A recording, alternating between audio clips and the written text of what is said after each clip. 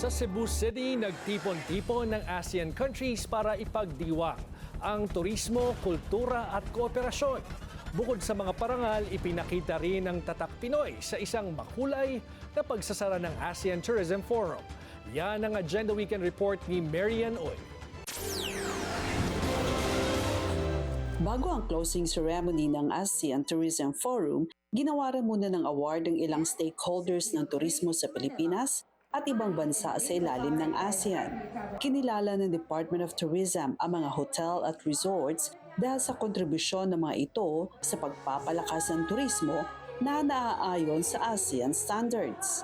Dahil Cebu City ang host sa closing ceremony, binida ng mga Cebuano ang kanilang talento tulad ng pagrampa ng makasuotang gawa ng mga kilalang local fashion designers. Like, Carrie Santiago, Philip Rodriguez, and Juni Scario, they are world-renowned designers. So we as a makeup artist, we also can showcase what they really want for us to achieve with a look. So it would cater to international, standards. Ipinakita rin sa mga delegado ng ASEAN ang festival dance ng ilang lungsod at syudad ng lalawigan. Natutuwa naman ang ilang delegado sa Travel Expo sa Mactan na dumalo sa closing ceremony dahil sa magandang feedback na kanilang natanggap matapos nila ipinakilala ang mga produktong gawa ng Pinoy.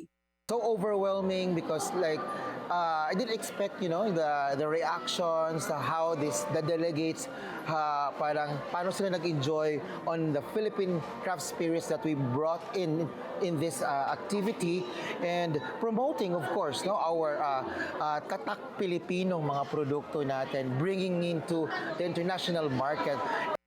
Sa pagsasara ng ASEAN Tourism Forum, inihayag muli ni Tourism Secretary Cristina Frasco ang pagpapahalaga sa patuloy na suporta ng 11 member states ng ASEAN para maisulong ang agenda ng kooperasyon sa turismo. Para sa Agenda Weekend, Marian Uy, Billionaire News Channel, Cebu.